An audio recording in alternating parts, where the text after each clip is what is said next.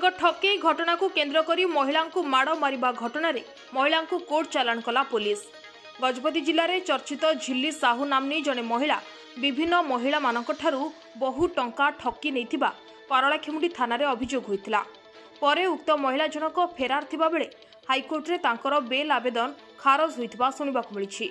हेले गत दिन में उक्त महिला भौणी मिता टंक ओरफ मिल्ली साहू एवं तांको सह दुर्गा प्रसाद पंडा मोटर साइकेल जोगे जाउथिबा बेले ठकामीर शिकार होइतिबा महिला माने अटकाई झिल्ली साहू विषय रे पचरा उचरा करथिले।